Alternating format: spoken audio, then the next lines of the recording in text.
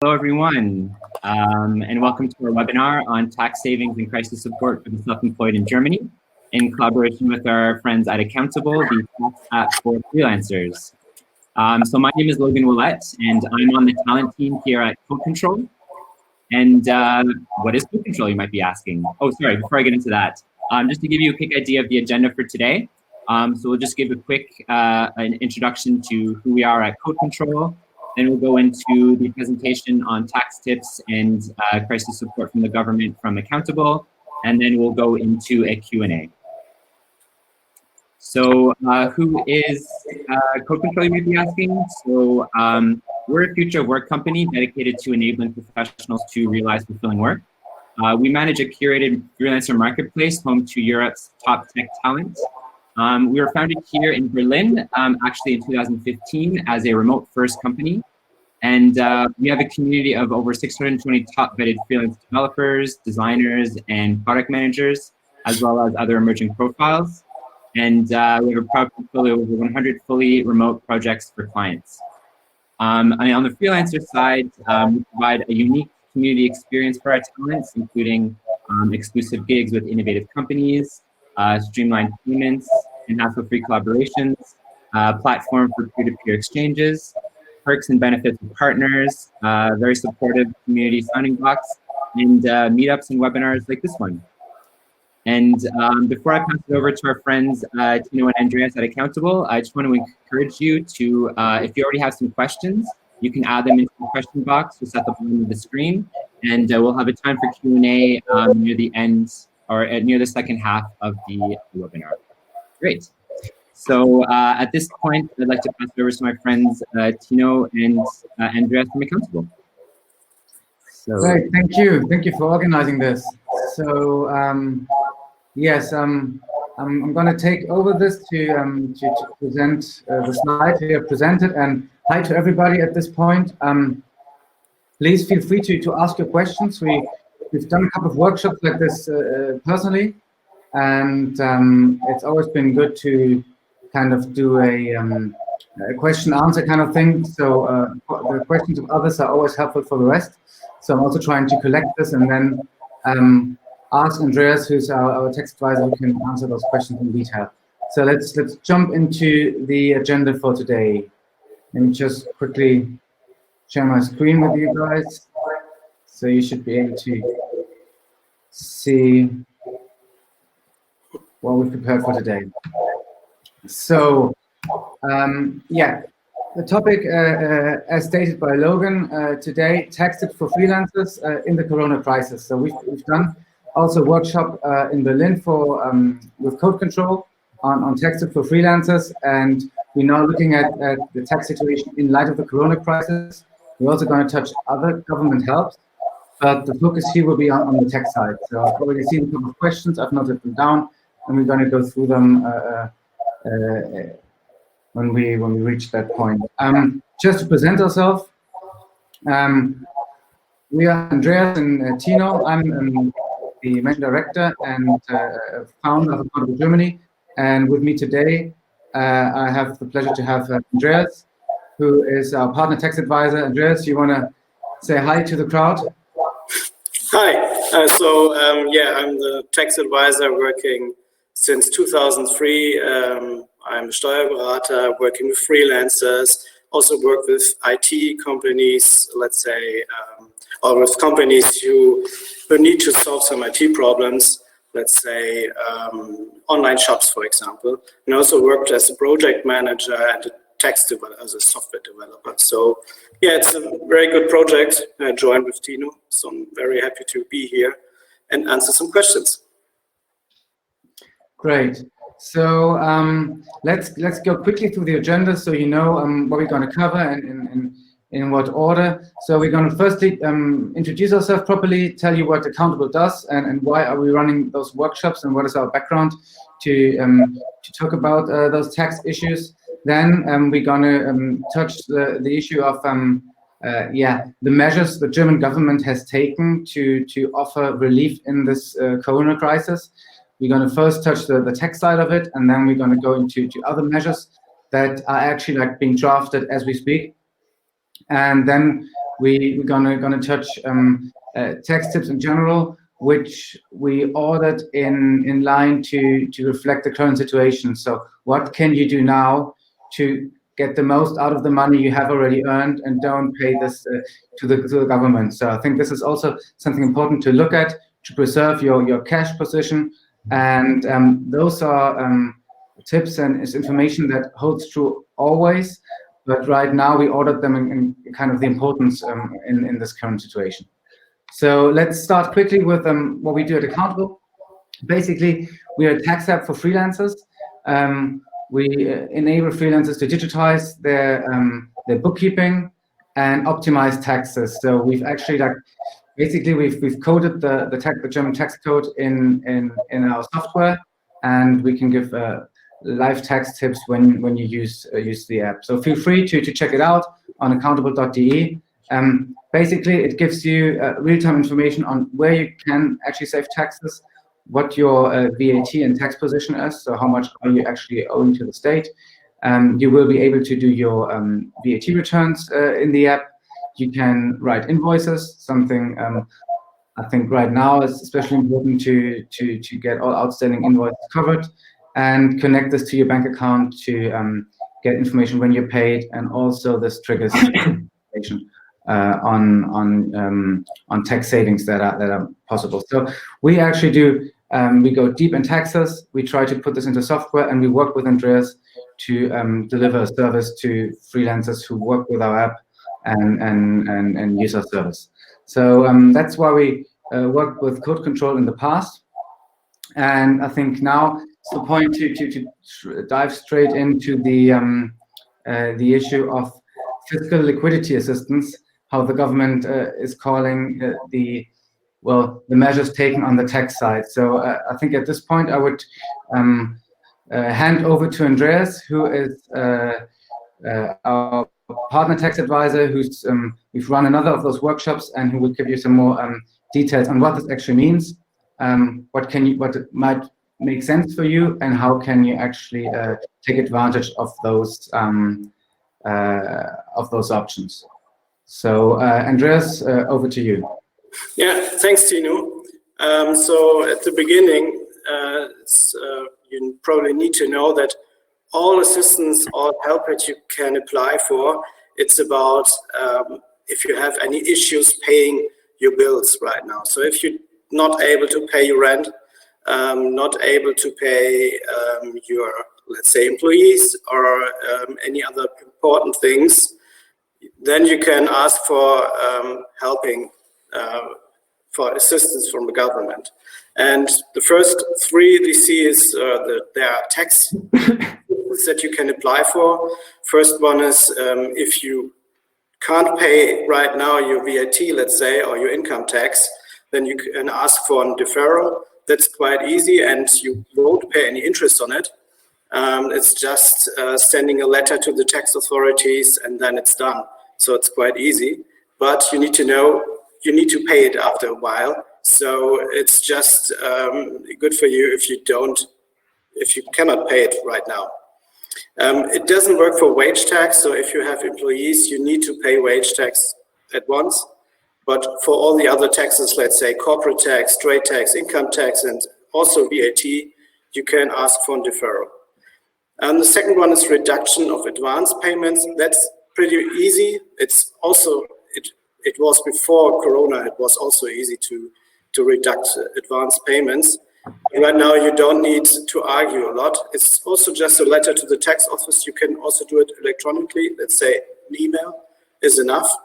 And for sure, it's for especially for income tax and corporate taxes. So VAT is usually there are no advance payments. The third one is also if your tax office right now want to get some money from your bank account because you haven't paid it, then you can ask for a suspension and ask for paying later, so they don't take the money from your account, and they won't assess penalties on it. So, but in the end, you need to pay the tax, so it's just the kind of loan you get from the tax authorities. A fourth one is if you have employees. Most of you probably don't have employees, but you can, if you, let's say, you have to reduce the working hours of your employees, you can get in compensation for this. It's called Kurzarbeitergeld. So if you have a situation, you can ask me, let's say, in the chat or afterwards.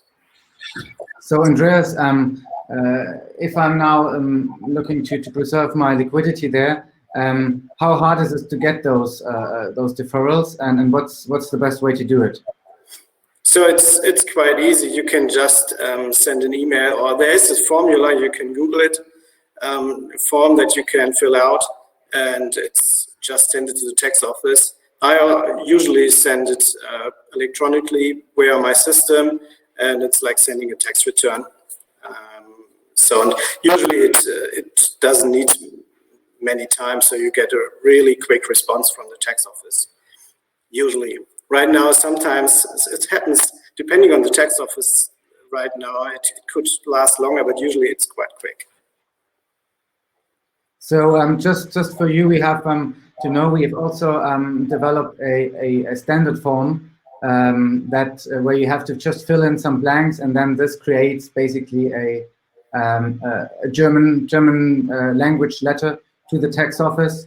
So I'm going to post this the link to that form later on here in the chat. So you can use that. You can also use any other PDF form the government is providing. But it is, as I understand, Andreas, it's a very it's not a very formal letter. It's just notifying your tax office and giving your tax ID.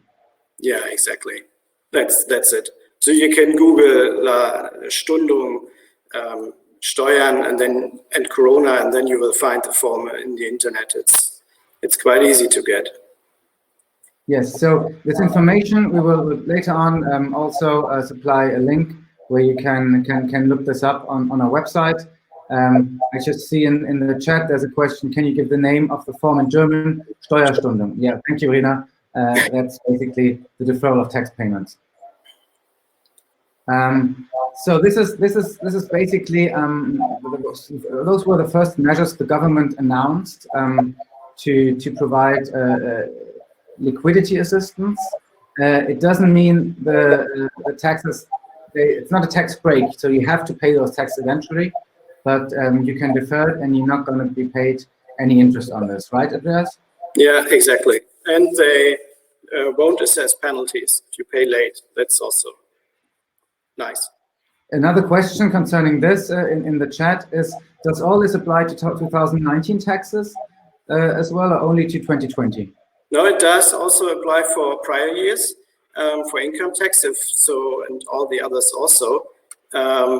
So if you filed your 2019 return and couldn't pay the money right now, then you can ask for a deferral. That's working. No, this would probably make sense because that would be money that would help you to preserve your cash position right now in this crisis. Exactly. Okay, that's basically the options that are on the table on the tax side. There are, however, a couple of other government options that are being discussed, already have been published.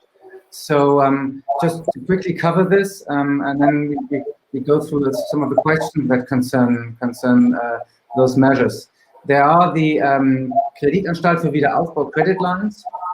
Those are being offered through the commercial banks. So your private bank will be responsible to provide those credit lines. But remember, those will be no or low interest loans, but they will still be credit. So you will have to pay this back. So for a lot of freelancers, this is not as attractive. Then another part of the measures are the social security payments, which have been relaxed. So there will be no asset audit as we got informed. And this is basically covering Arbeitslosengeld 2, ALG 2, in part of the Sozialschutzpaket. So that means that's something also in Germany called Hartz IV. So to be able to access this will be relaxed. And then there is aid for rental payments. So there has been a decision to give people basically 2 years' time to pay their rent if they come into problems due to the crisis between April through to the September rents. So this has been dragged on, and this is another part of the government measures. And finally, it is now going through the legislative process, direct transfers. That means every German state is providing their own measures. In Berlin, for example, it's 5,000 euros if you have if you don't have a lot of employees. In Bavaria, it's also 5,000 euros. So it's different for every German state. And also the federal government has provided up to 9,000 euros if you have less than 5 employees. So those are like direct relief measures. Andreas, how do we have to look at this, comparing this to the tax measures? So these direct transfers, you get it and you don't need to pay it back. So this is a great advantage. Of course, you get it very quickly in the beginning. I saw a formula for Schleswig-Holstein, another Bundesland. They were faster, quicker than in Berlin. And it's just one field, and it easily says how much will you need, and you just put in the number. You will probably pay it back if it's not okay. So if you lie with your amounts and if you have the money on your bank account, then you probably need to pay it back to the government later on. They will definitely check it later. So, but if you need money, then you can just apply it. Yes. So Andreas, to clarify, so those direct transfers, right? It's not a credit, it's not a loan. It is money I receive in times of distress. If I'm in problems with rental payments for my shop, for my office, and it's basically a direct help by the government with no need to pay it back. That's basically the idea behind it. Yeah, exactly. That's the idea behind it. That's it's just that you don't need to close your business and just keep your business alive. So there are many questions arose. How can you apply for this? I sent a link to the chat. So maybe this helps. You can apply for it from beginning tomorrow at 12 o'clock. They will give you formulas on this website, ibb.de. Before this, it's not possible to do it from Berlin house. If you're living in Schleswig-Holstein, it's the IBSH bank, for example. You can do it and you can apply for it. Probably tomorrow at 12. The website is not working. That's what I assume. But after a while, you can get the formulas. And it's only, I think, 2 or 3 pages. It's not too complicated. So in the end, those are real direct helps for people in distress. And the idea is basically to help people to get to the next month, to pay their rental obligations, so they don't have to go bankrupt because of the Corona crisis. So it's not a loan, but you really have to need the money. Otherwise, there might be in the end someone coming back and looking at this and saying, "Hey, this wasn't caused by the Corona crisis, or you were not really in need of this." So this is something. That's what you said when you said maybe that you have to pay it back. But basically, the ideas behind it, those are really handouts for people in need. Yeah. All right. And then there was another question. Can you actually apply to help from the federal states and from the federal government at the same time? So you get the maximum of 9,000 euros, and it's on the same website. So what I understood. So in Schleswig-Holstein, you get the amount to transfer from the government role and from the state, and it's probably in every state it's the same. So just the link, follow the link that I just post, and then it's probably, maybe it's just 5,000 in the beginning and then in total 9,000 later on. So we had this, it's the first time we had this. So I don't have any experience in this. Yes, and the information is still being provided, so that actually it's not even yet online for Berlin, for example. So it probably will be connected in some way, but there could also be certain measures for some kind of businesses that are from state level, other from federal level. So we have to look into this as soon as the documentation is has been provided. So there's another question to clarify. So if you have sufficient savings, but you're still affected by the crisis, are you eligible for the direct transfers? Yes or no? That's one of the questions. Definitely no. If you apply for it, you probably get the money, so they don't check you, but in the end, it's just if you really can't pay the money, if you have savings, if you have money on the bank account, then it's not possible to get the money. Or it's possible to get the money, but you probably need to pay it back. So in the Social Security and the Grundsicherung, there's also a check on let's say what your assets, what kind of money you have, and how much money savings you can have. This is being suspended right now to help people cover a liquidity crisis, but later on this will probably be reinstated and be looked at like what kind of money are people earning. But if you are cash strapped right now, it could still be a good idea to apply for it.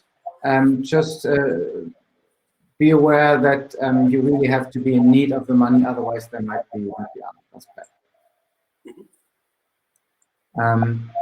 Okay, let's have a quick look at the questions, so we can cover those questions right at this point that cover the relief measures by the government. So there was a question that the Grundsicherung, so the Social Security payments, are being fast-tracked without checks on savings. Yes, that's what we talked about. And there was a follow-on question on this. Are these funds taxable? And if so, what % of the Einkommensteuer and Umsatzsteuer will be charged? So ALG 2 is, do I have to pay taxes on those support measures? So on ALG 2, you don't need to pay tax on it. Also on ALG 1. And of course, you never pay VAT on it because of these extra payments, these 5,000 to 9,000 euros. That's I'm not sure. I haven't seen the regulations to this, but it's probably tax-free and maybe increases your tax rate. So that's something I will see. But you won't pay VAT on it. So it's only income tax. Another question from the Q&A concerning non-EU freelancers who are on a freelancer artist visa. Is there any information on if non-EU freelancers also qualify for those support measures?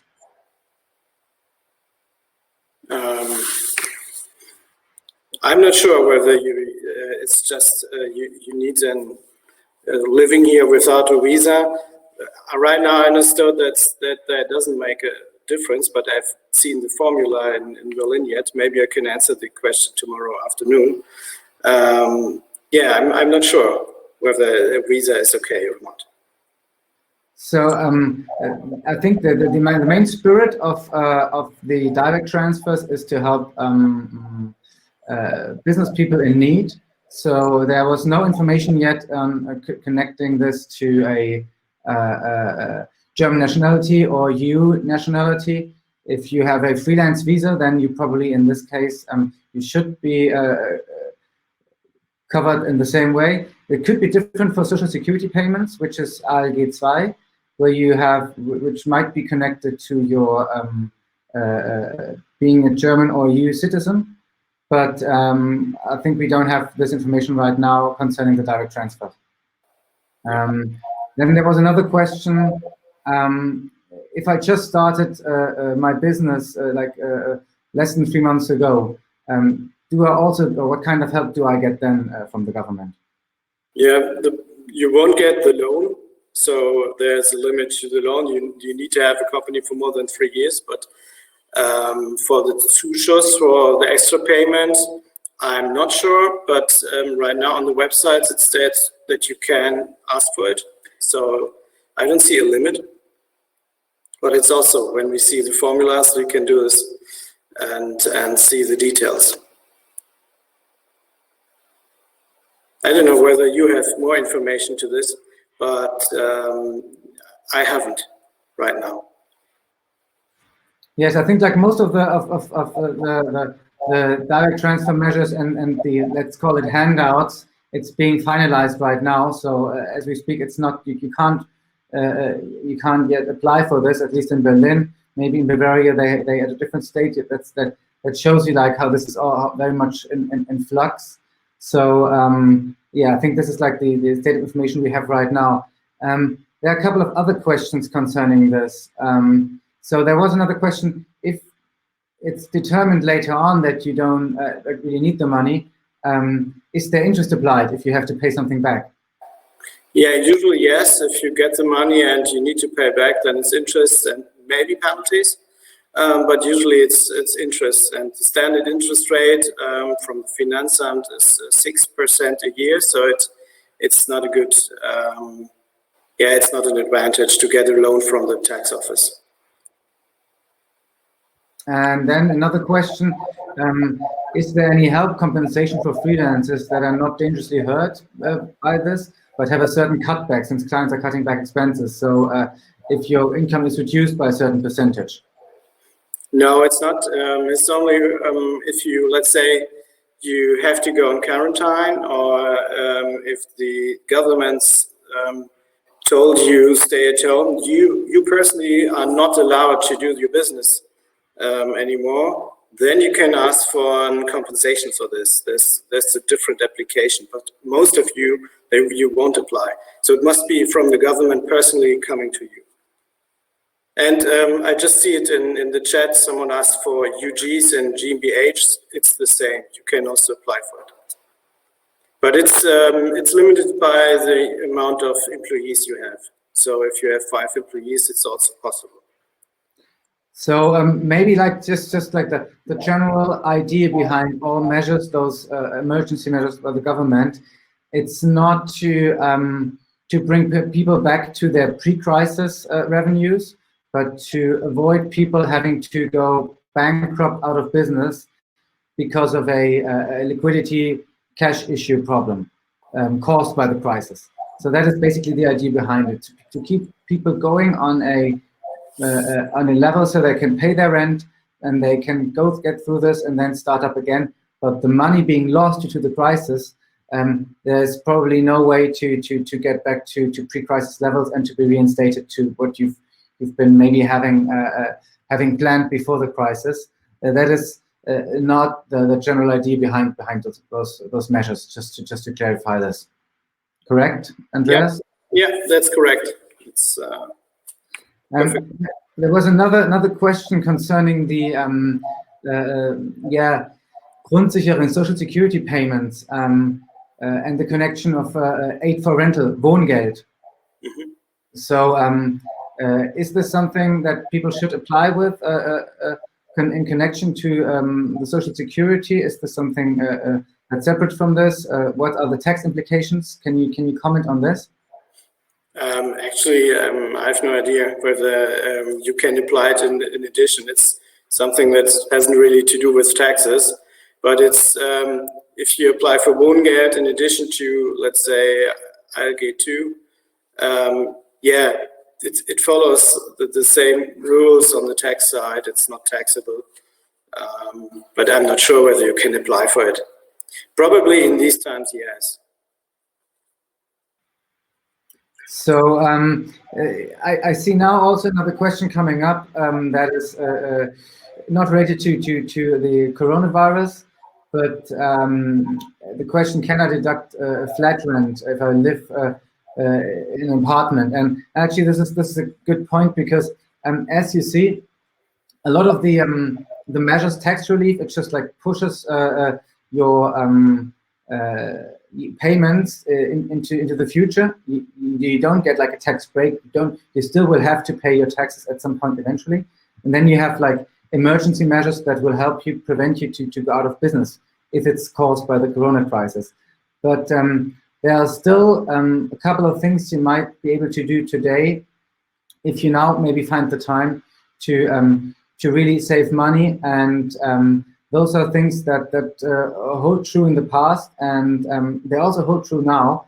And we've prepared a couple of tax tips that might make sense for you to look in today, which don't depend on government emergency measures, but which will be a good idea to look into at any point. So we will now switch to the tax tips. We would recommend you to look into, maybe if you find the time now, you can find it home, to sort out some things and look into some opportunities to really save some money you've already earned. So Andreas, do you want to take it from there? Yeah, thanks.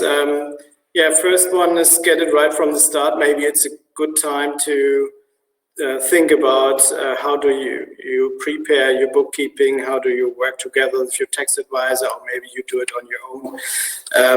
Maybe you should do some changes and save a lot of money.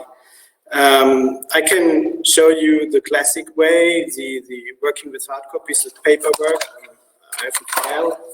I brought a file with me, and if you are working as a freelancer, it's quite simple to just collect every receipt, every invoice. I do it with 4 categories. Maybe you can see it in the first category. You put in all invoices that haven't paid by your client, by your customer. And after they paid the money, you put the invoice on top of the next category. So in this situation, this time it will be taxed, it will be taken into account, and will fill in the next VAT return.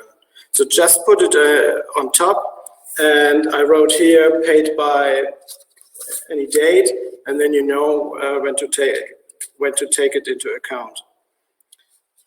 The next category is expenses. It's very easy. Just put every expense on top. So the thing is, or the idea is, do it right now. Don't wait a month or longer and then you need to search your pockets and any bags for all these receipts. The idea is just put it right now on top, and then it's ordered in the right way. And let's say if you have 1 minute more time, you can think about what happens with these receipts after a while. Let's say this one is printed by a thermo transfer printer. It fades out after a while, so maybe you make a copy on it so you don't lose the information. Or there are some other receipts. So let's say if I have an example, this one, maybe you can read it. It's 7 times for €1, and it states on this Warengruppe 2, so you don't have an idea what you have done, what you have bought in this situation, in this shop. Or let's say this one is also a very bad example. You bought 2 times something for €14, and the first one is 7%, and the second one 19% VAT. So it's not so I don't have an idea what they bought.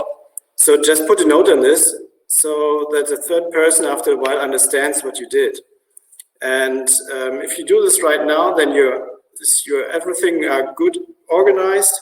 Your tax advisor will love you, and you will save a lot of money.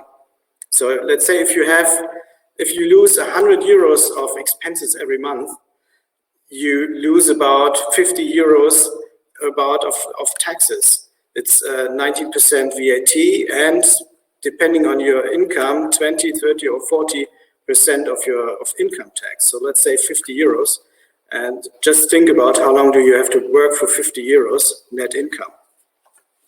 And the fourth category is just you put the bank accounts in the end, so you can check whether you have taken everything into account. You will probably have some expenses where you don't get invoices automatically, so you can check whether you have forgotten something or you don't forget it. The idea is working. You have a choice of working 100% paperwork or 100% digitally. If you work 100% paperwork, then you need to print out your digital receipts. You have to keep them, so you have to save them for 10 years. Let's say if you get an invoice per email, then you have to keep the PDF file for 10 years. But if you're working on the paperwork, you need to print it out in addition. If you work 100% digitally, let's say you're working with a Dropbox, then you have to scan the paperwork and put it in file. Don't mix it up. If you mix it up, it's really a mess.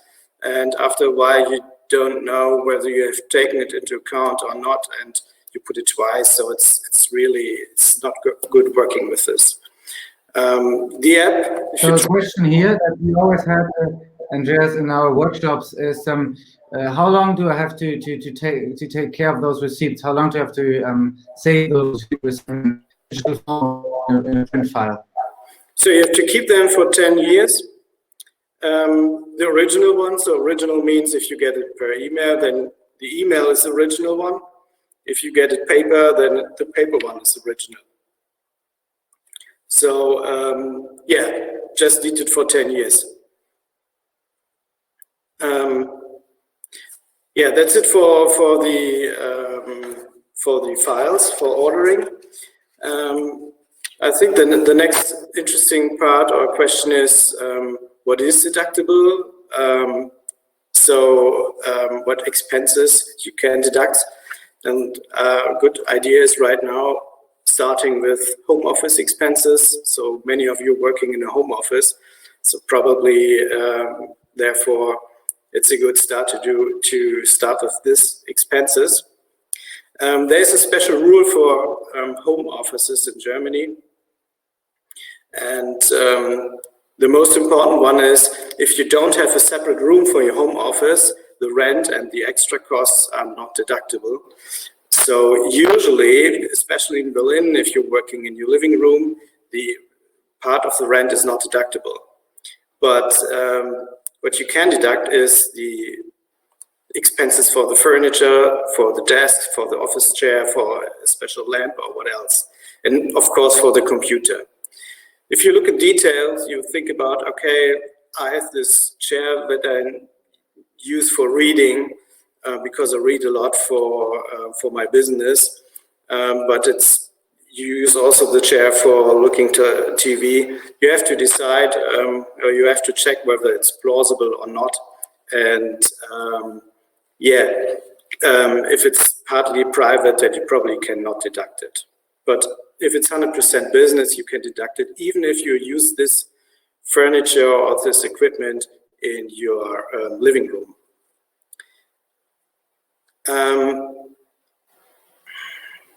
Another trick or another tip to deduct the expenses is not to have a home office.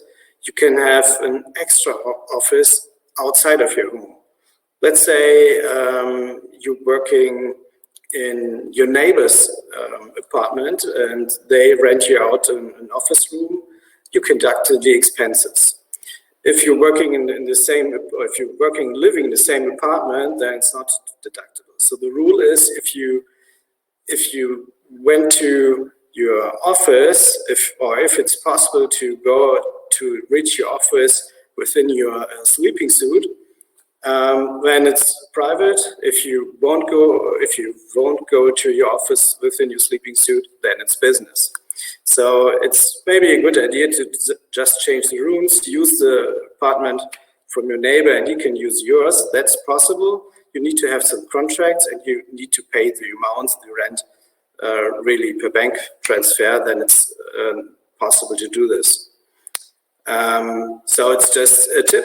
Additionally, if you're working in the co-working space, you can also deduct the expenses. You have to argue your home office space needs to be done for special things that you wouldn't do in the co-working space. Let's say accountancy, or if you prepare your taxes, that is something that you wouldn't do in the co-working space, or you wouldn't keep or wouldn't archive your material. So yeah, if you have a reason to work in a home office and it's not possible to work in another place, then it's also deductible in home office. Yeah, this is, I think, the main tips to deduct home office expenses.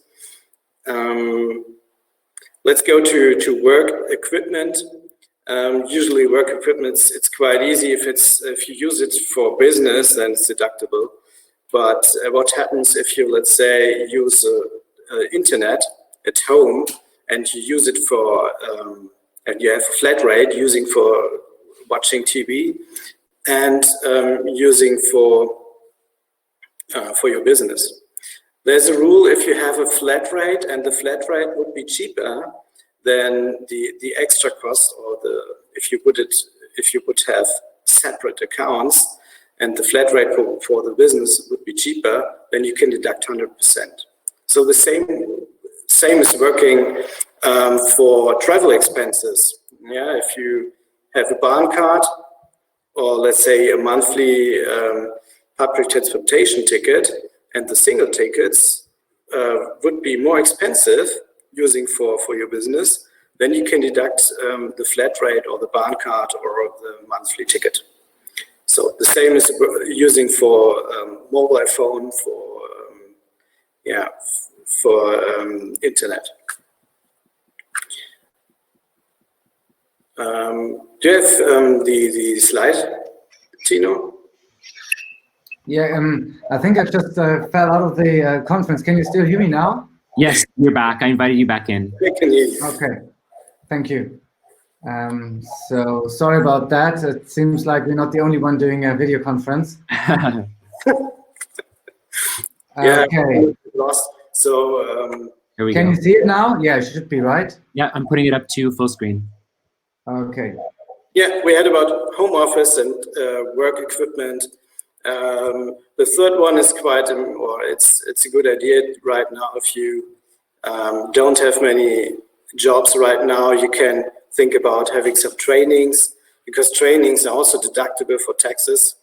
And if you think about trainings, it must be reasonable and it must be caused by your business. If you coming to Germany from abroad, then you can try to deduct the German expenses or expenses for German training. It's usually, so it's not 100% regulated, but I always would do it. Yeah, Yes, we always have this question on German language courses. We had this in the past, Andreas. Maybe you can elaborate on what are the rules for training. Yeah, the rule is it must be plausible. So if you are an employee and coming to Germany and pay the German courses on your own, it's not deductible. But if the employer pays you the amount for the trainings, he can do it tax-free, so it is deductible. So you as a freelancer, it's your decision to go to German clients and to learn German. So I would also always say it's deductible and take it into account. And in addition, it's the education is, the training expenses are deductible, but if you're driving to it, the kilometers you can deduct, and also literature, books, any newspaper that are special, you can also deduct. So online courses, Udemy courses. I mean, now when you have maybe some off at home, all this is if it helps me in my professional work, then this is something I can deduct. Yeah, exactly. Well, those are the things we collected those points because they're the most impactful ones, and some especially home office, some people don't look into this because they have a co-working space, but that doesn't necessarily stop you from actually taking this into account. And I think right now everybody's in home office, work equipment, job training, that's on top of our minds. But we also included 2 points that per diems. This is something, Verpflegungspauschalen. So right now, nobody is really traveling, but maybe you've traveled in the past year. And this is something where you could actually really save some money. If you look back now, go through your calendar and see when have you actually been outside of your standard office, and really get some tax-free money that corresponds, that actually is something you have a right to deduct. So Andreas, maybe you can go into more detail on the per diems and what it actually means for freelancers. Yeah, it's quite easy to apply for per diems. You just need a calendar, or just need to know every travels outside of your home and your office. And if it's more than 8 hours a day, then you can deduct 14 euros per day. Last year it was 12 euros, and it's quite easy money. It's not for VAT purposes, it's only for income tax. But let's say if you're traveling, working by a client for more than 8 hours, then you can deduct 14 euros. Let's say if you go in the past, 2019, you traveled 100 days a year, you were outside your home and your office, then you can deduct 1,200 euros. It's quite easy. So just to clarify, that also means if I've been working as a freelancer at the client side, maybe like in the morning, I leave my home, I spend like 8-9 hours at the client's office to work on a project, and I go home. For this day, I can then deduct for 2019 12 euros. Yeah, exactly. So it's very, very easy. And if you're going abroad, let's say if you go to Brussels or to London, you have much more higher per diems depending on the city or the place you go there. So it's, you said Brussels is 62 euros, is it right? Or was it London? Yeah, London is 62 euros actually per day. Yeah. So if you have a business trip to London, you visit the client in London, then that adds up to quite some money. And this is actually, there's a big government list for all countries and all cities where you can actually see the per diems. So maybe if you have some time on your hands, sit down, look at 2019 and the business travel you had outside of Germany, where you can actually deduct those higher per diems. And for within Germany and even within your own city, if you were at the client side for more than 8 hours, write it down. This can be real money that you can get tax-free. Yeah, you just answered the question from Eva. So it's even if the client is at the next door, you can deduct it. So it's quite easy. And additionally, if you're going abroad, you can you have per diems for overnight expenses. So if you stay at a friend of you and you don't pay anything, you can deduct per diems for night, and this is really much money. Let's say if you go to Chicago for 2 weeks, I suppose Chicago at about 150 or 200 euros per day. That's quite a lot of money that you can deduct. And to answer Yuri's question, it's quite easy to prove this. Usually you just need to have a calendar and put in the dates on this, but you can see it from your invoices you write. So if you have invoices and charge 8 hours for 1 day, you probably have to be there for more than eight hours. If you're traveling with train, you have your travel receipts to prove this. And usually they don't check you. If you have too many of these deductions, maybe they look into the detail, but if you have just a list of dates and where you have been, that's quite, usually it's enough for a proof. And maybe Andreas, you can just elaborate on how do you go about applying for these? I mean, this is nothing you apply for. This is something you just deduct, and you pay. You don't pay tax on this money. Exactly. Yeah. It's it's going into the bookkeeping, and you have to put it in special accounts, and then you just deduct it within your tax return. or it goes into your profit and loss statement, and this goes into your tax return. And there's a nice question coming up for job trainings connected to Verpflegungsmehraufwand, job trainings and per diems. Yeah. So can you just give there some context for that? Yeah, it's pretty much the same. So if you go on a training for more than 8 hours, it's also, you get a per diem for 40 euros. And the same for travel expenses. You can also deduct this. So if the training is business related and you can deduct it according to the rules, then all costs connected to this training are also deductible. That's are the general rules, right? Yeah, exactly. Well, this is the part on the per diems connected to travel and work at the client side, and maybe let's just on the last point touch the issue of travel and hospitality. I mean, right now we're not traveling, nobody's traveling, but there's still something you might want to look into, and we had a lot of questions on this in our last workshops. So one of the questions we had, Andreas, a lot was, is my monthly ticket for the public transport, is it deductible? And what about the Bahn card? If I have a Bahn card, I travel through Germany. So this might be interesting for your income taxes in the past year, or also something for the future. We hope we can get out some point again and meet our clients. So what are the rules for the monthly ticket and the Bahn card? Yeah, that's what I just answered with the work equipment, because it's working same as the flat rates for DSL, for the internet. So if your single tickets would be more expensive than the monthly ticket, then you can deduct the monthly ticket. And the same working for Bahn card.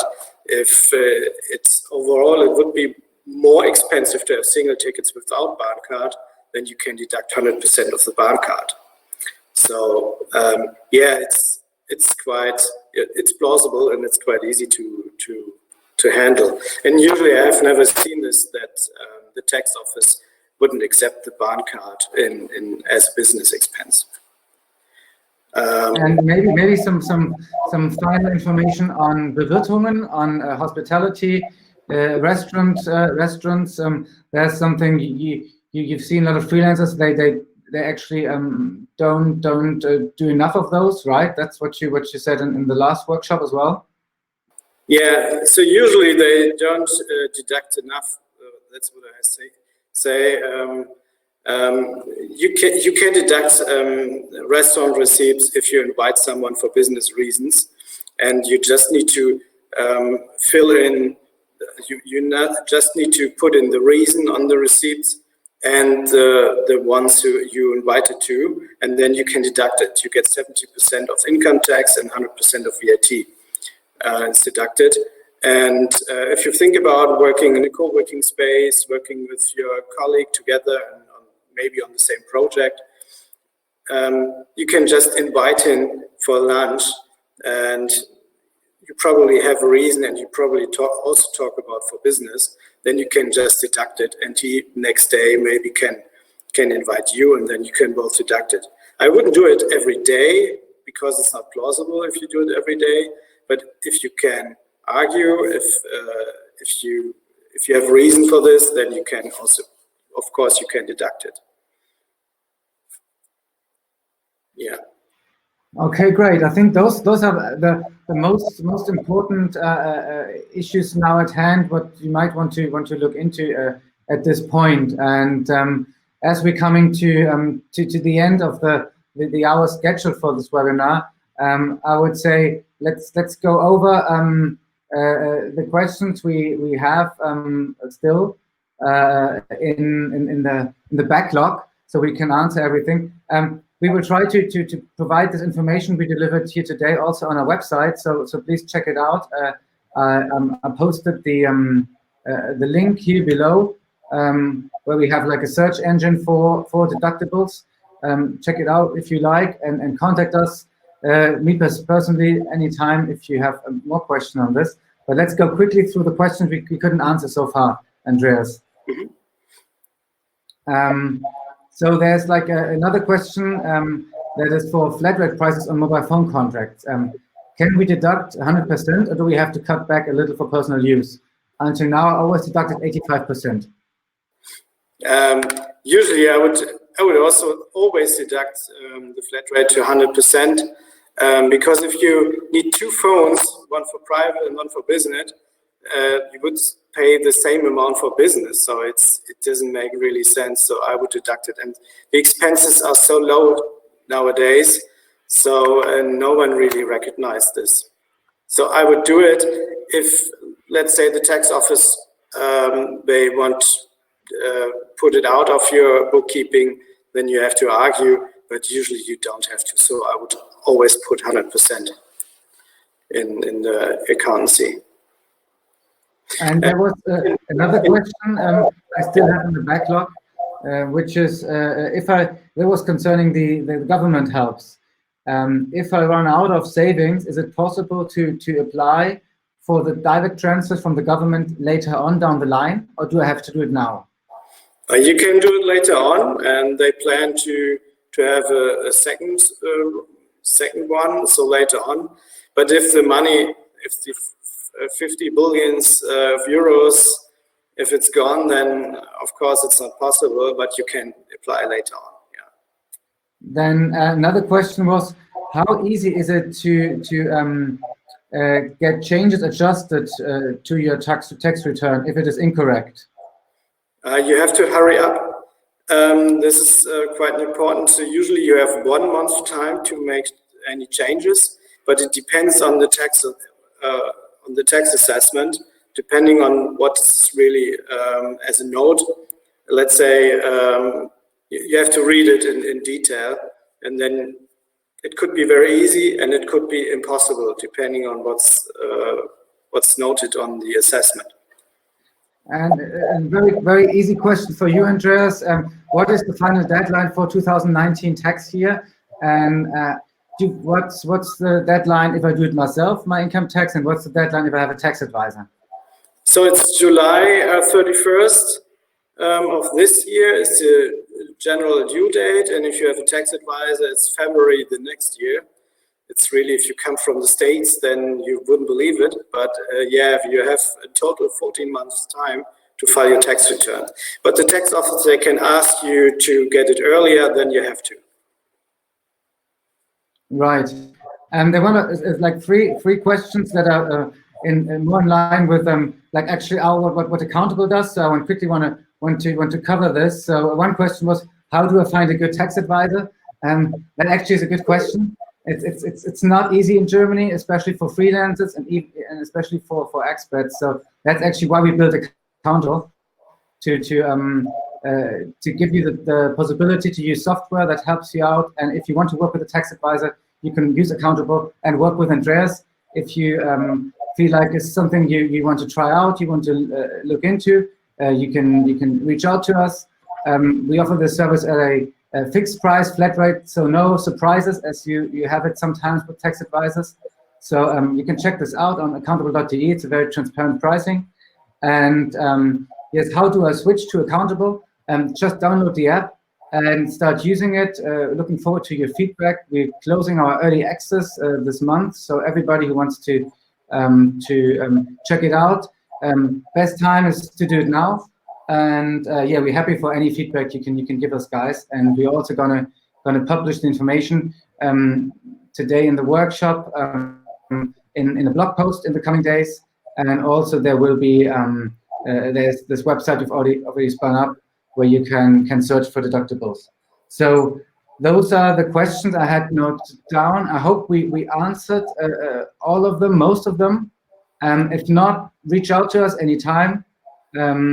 We will try to answer your questions as best as we can, and all the best for you. Yeah. Great. Well, Tino and Andreas, thank you both so much for joining us today and for all of the awesome advice. And thank you as well to everyone who joined us in the webinar. If you guys want to know a little bit more about co-control, you can check out our website at cocontrol.io. We've also set up this special remotework.cocontrol.io website where we're covering all of our expert knowledge on remote working. And if you ever want to get more information about us, feel free to reach out to either our CEO, Mark Clemens, our COO, Margot Poulain, and I'll also add my email into the chat over here in case you want to reach out regarding maybe joining our community as a freelancer as well. So with that said, I wish everyone a wonderful evening. Stay safe, stay healthy, your hands, and all the best. Thanks, everyone. Thanks. Thank you, guys. Take care, stay safe, stay healthy. Bye-bye.